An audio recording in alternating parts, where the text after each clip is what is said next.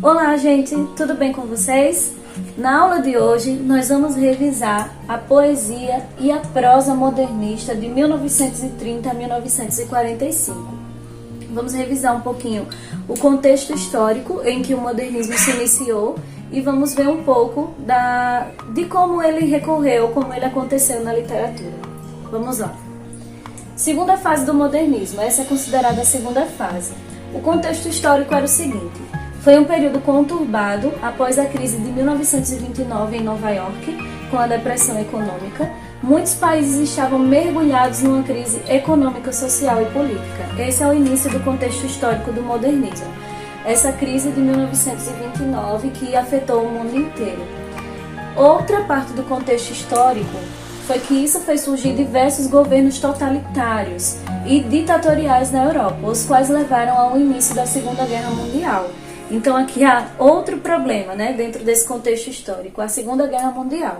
Porque a partir desse problema que houve aqui, nesse período conturbado, surgiu os governos totalitários que levou até a Segunda Guerra Mundial. E houve também aqui no Brasil o início da Era Vargas e o fim das oligarquias de Minas Gerais e São Paulo, que era denominada de política do café com leite. E com a chegada de Getúlio ao poder, a ditadura no país também se aproximava com o Estado Novo. Então aqui estava iniciando no Brasil a Era Vargas e a gente sabe que depois iria começar um período ditatorial no Brasil também, porque a Era Vargas também foi um ditador. Então, continuando, isso foi o contexto histórico em que o modernismo se iniciou.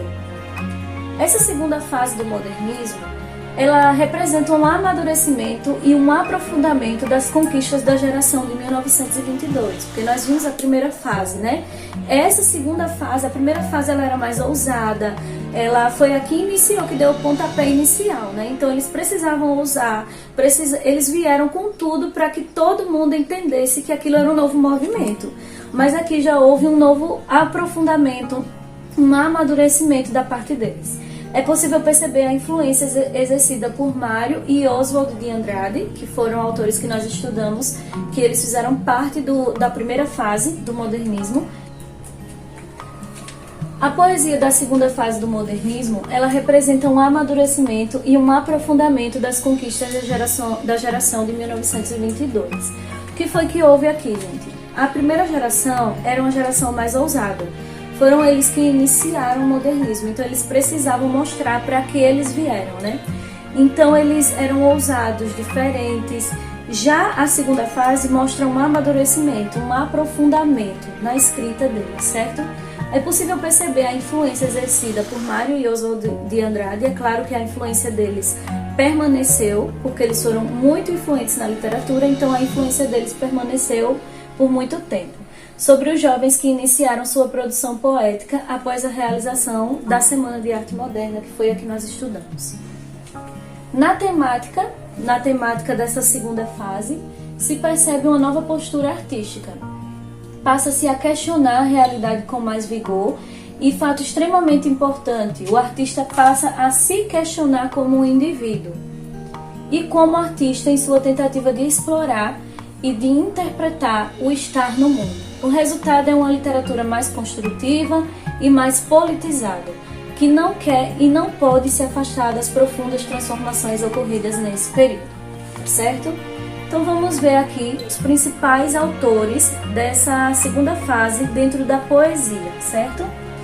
O primeiro foi Carlos Drummond de Andrade. Foi, sem dúvida, um dos maiores representantes, sendo o precursor da poesia de 30, com a publicação de Alguma Poesia, que foi um texto dele, em 1930. Então, Carlos Drummond de Andrade, ele foi um grande escritor. Até hoje ele exerce muita influência. Por muitos, ele é considerado o maior escritor da poesia brasileira. Então, Carlos Drummond de Andrade foi muito importante. Cecília Meirelles, com forte influência da psicanálise e da temática social, é considerada uma das maiores poetisas brasileiras. Desse período destaca-se as obras Batuque, A Festa das Letras e A Viagem. Então, Cecília Meirelles, ela também exerceu grande influência nesse período, no período da poesia moderna, certo? E ela veio com essa influência da psicanálise, a temática social, falando sobre a vida diária, e é considerada uma das maiores poetisas brasileiras. Murilo Mendes. Além de poeta, foi destaque na prosa de 30. Então, além de escrever poesia, ele também se destacou na prosa. Atuou como divulgador das ideias modernistas na revista criada na primeira fase modernista, Antropofagia. De sua obra poética merece destaque poemas, Bumba Meu Poeta, Poesia em Pânico e O Visionário. Esses são os primeiros 3 poetas que fizeram assim muito sucesso e que foram grande influência na poesia modernista. Nós podemos destacar também ainda Jorge de Lima, chamado de Príncipe dos Poetas. Ele foi escritor e artista plástico. Na poesia de 30 colaborou com as obras Poemas, Novos Poemas e O Acendedor de Lampiões. Também Vinícius de Moraes. Vinícius de Moraes ele é muito famoso, né? A gente sempre vê poemas, poesias dele, porque ele ficou muito famoso pelos sonetos dele. Foi outro grande destaque da poesia de 30. Compositor, diplomata, dramaturgo e poeta, publica em 1933 seu primeiro livro de poemas, Caminho para a Distância. E em 1936, seu longo poema, Ariana, a Mulher. Então esses foram os principais nomes da poesia modernista. De forma resumida, né? Agora vamos ver o modernismo na prosa, o que foi que aconteceu. Nós vamos ver um pouquinho aqui do que se destacou mais nesse momento da prosa. Ele aconteceu de 1930 a 1945, como vocês sabem. E a principal característica dele é o regionalismo. Ele favorece muito, os autores dessa época, eles escrevem muito sobre o regionalismo. Destaque para o romance do Nordeste, migrantes trabalhadores, Dieito, beatos, coronéis, senhores de engenho, cangaceiros e tantos outros entram nas páginas de ficção, na condição de protagonistas. Então aqui entra o regionalismo dentro do Nordeste. A maioria dos escritores falam sobre personagens que não eram muito famosos dentro dos romances. Quem são essas pessoas? As pessoas que vivem lá no Nordeste, né, que vivem no Nordeste. Os beatos, os coronéis, os senhores de engenho, as pessoas mais pobres também, todos esses entram dentro desses romances, que são já diferenciados, né? Porque antes não havia essa preocupação com o nordestino, essa preocupação social em colocá-los dentro dos romances, e aqui a gente já começa a ver essa preocupação. Em 1926, o Centro Regionalista do Nordeste lança o Manifesto Regionalista. E o que foi esse manifesto? O manifesto procurava desenvolver o sentimento de unidade do Nordeste, dentro de novos valores modernistas. Proposta. Qual era a proposta desse manifesto? Trabalhar em prol dos interesses da região nos seus aspectos diversos, sociais, econômicos e culturais, certo?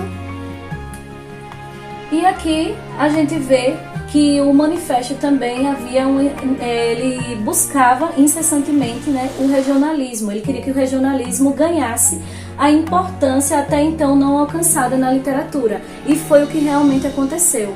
Tudo que não era valorizado, né, numa incessante busca do brasileiro, o regionalismo ganha uma importância até então não alcançada em nossa literatura. O que nunca havia sido valorizado passou a ser valorizado a partir desse momento da literatura, que foi o modernismo na parte da prosa. E nós podemos destacar um destaque em especial para os escritores nordestinos, porque nesse momento da literatura foram eles que se destacaram. Nós vamos ver aqui vários escritores nordestinos. Alguns outros temas abordados, que também eram abordados dentro desse momento do modernismo. Nas regiões de cana, a decadência dos banguês e engenhos, devorados pelas modernas usinas, o poder político nas mãos de interventores, as constantes secas, um intenso movimento migratório, a miséria e a fome. Esses são uns dos temas tratados nos romances, certo? Aqui nós vamos ver alguns dos principais escritores. A primeira que eu destaquei foi a Raquel de Queiroz. Raquel de Queiroz escreveu durante mais de meio século, e suas obras, a depender da época, apresentam algumas características que podem ser ressaltadas. No começo da carreira da escritora, principalmente no romance inaugural, o 15, nota-se uma forte tendência modernista regionalista, ou seja, a autora denuncia em seu romance a seca, a miséria e a sujeição dos mais pobres diante da ganância dos ricos, que foi como eu falei para vocês. Quais eram os temas tratados?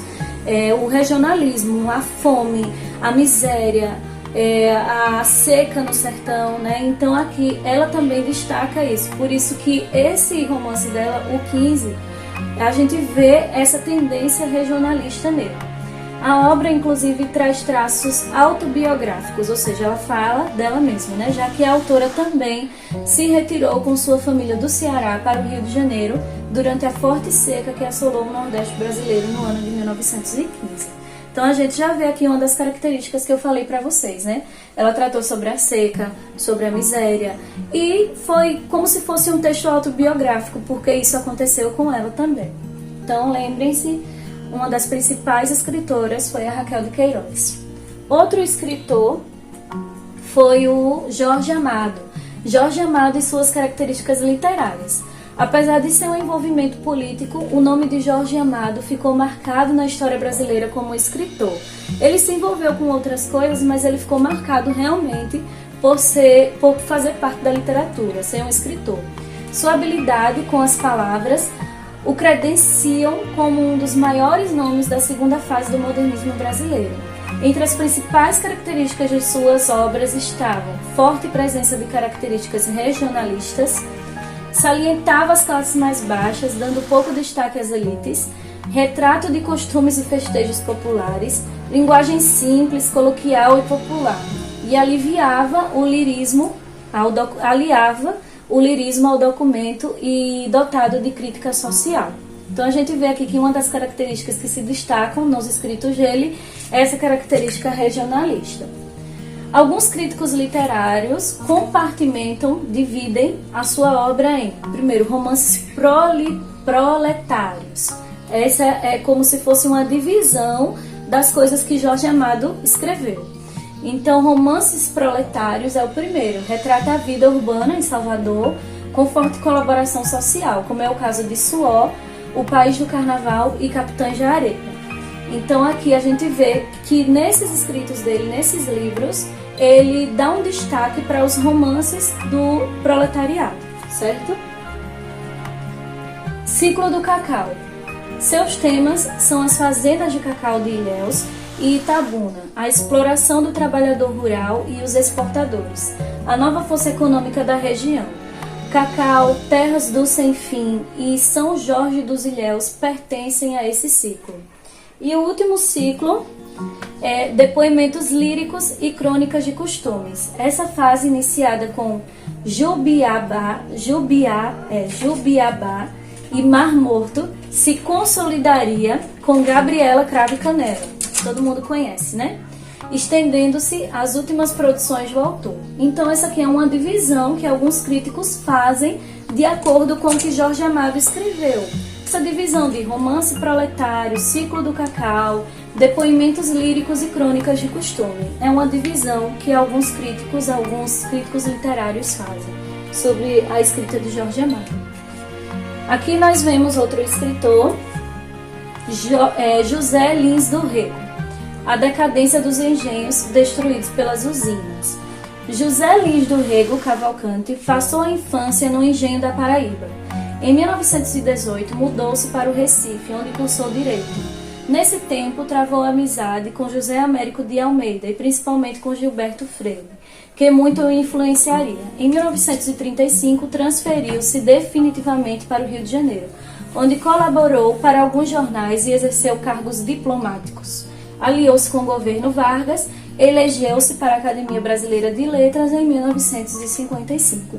Então, José Lins do Rego também é um dos autores mais famosos dessa época. Ele escreveu, sobre a decadência dos engenhos, que estava passando por um momento difícil, estavam sendo destruídos pelas usinas. Então aqui nós vemos um pouquinho sobre José Lins do Rego. Outro autor é Graciliano Ramos, um dos autores mais valorizados da literatura brasileira. Graciliano Ramos, a ficção atinge o grau máximo de tensão. Por que isso acontece? Graciliano Ramos é tido como o autor que levou ao limite o clima de tensão das relações ser humano, meio natural, ser humano, meio social.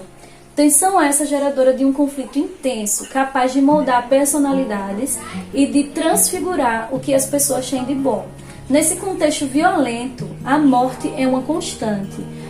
É o final trágico e irreversível decorrente de relacionamentos impraticáveis. Assim, encontramos suicídios em Caetés e São Bernardo, um assassinato em Angústia e as mortes do papagaio e da cadela baleia em Vidas Secas. Então aqui nós vemos a tensão porque ele mostra que a vida não é fácil, né? Que há essa relação entre o ser humano e o meio natural, que muitas vezes não é uma relação boa, porque a gente vê várias vezes ele mostrando o problema da seca, que é algo natural, né? E o ser humano e o meio social em que ele vive. Então ele mostra essa tensão que o ser humano vive no meio social e no meio natural em que ele habita, certo? E nós vemos também esses problemas, esse final trágico, suicídio. Nós vemos a morte de animais importantes na história, que nós vimos em Vidas Secas, o papagaio e a cadela baleia, que eles demonstram um afeto por esses animais e depois acaba tendo que ter um fim trágico para eles, certo? Dando continuidade, em seus romances, as condições subhumanas nivelam animais e pessoas. Então, como eu falei para vocês, nos romances de Graciliano Ramos há um problema. As pessoas não vivem no mundo surreal, elas vivem no mundo real, só que em condições subhumanas. Não são condições que os seres humanos deveriam viver, são condições ruins e acaba nivelando os animais e as pessoas. Portanto, a luta pela sobrevivência parece ser o grande ponto de contato entre todos os personagens, porque todo mundo quer viver, né? Em consequência, uma palavra se repete em toda a obra do escritor: bicho, aquele que só tem uma coisa a defender, a vida. É como se houvesse um nivelamento entre animais e seres humanos, se igualando. E os dois querem viver, então eles vão fazer de tudo para alcançar esse objetivo. Do ponto de vista formal, Graciliano Ramos talvez seja o escritor brasileiro de linguagem mais sintética. Em seus textos enxutos, a concisão atinge o clímax. Não há uma palavra a mais ou a menos. Trabalha a narração com a mesma maestria, tanto em primeira como em terceira pessoa. Então ele é considerado por muitas pessoas um dos autores que tem que enxuga mais, sabe? Não fica enrolando, né? Assim que as pessoas falam. Ele não enrola na escrita, ele vai direto ao ponto. Ele é sintético, resumido, né? Então os textos dele têm essas características. Eu espero que vocês tenham conseguido entender o conteúdo até aqui. Nós temos só o último, que é o Érico Veríssimo, criador de heróicos personagens gaúchos. Érico Veríssimo é o representante gaúcho do regionalismo modernista. Parte de seus romances, desde Clarissa até Saga, passando por Música ao Longe, Caminhos Cruzados e Olhai os Lírios do Campo, retrata a vida urbana da provinciana Porto Alegre e a crise da sociedade moderna, cuja nota marcante é a falta de solidariedade, o cotidiano caótico. Então ele retrata mais a vida urbana. E dentro desse retrato da vida urbana, ele mostra a falta de solidariedade, o cotidiano caótico das pessoas. Então é claro que Érico Veríssimo ele vai retratar mais a vida urbana das pessoas, certo? Continuando aqui. Seus personagens com destaque para Clarissa e Vasco reaparecem em várias situações e em vários momentos, o que levou o crítico Wilson Martins a reconhecer um ciclo de Clarissa nos escritos de Érico Veríssimo. Por essa repetição ao longo de vários romances, o autor tem sido acusado de ser redundante e, mais do que isso, de ser superficial, tanto na abordagem psicológica como na social. Apesar disso, esses primeiros romances são responsáveis pela popularidade de Érico Veríssimo, muito semelhante em termos de aceitação pública à de Jorge Amado. Tá certo, gente? Eu espero que vocês tenham compreendido. Esses são os principais escritores. Eu apresentei para vocês, né, pra gente relembrar o contexto histórico e os principais autores da poesia e da prosa. Espero que vocês tenham compreendido, tá, gente? Tchau e até a próxima.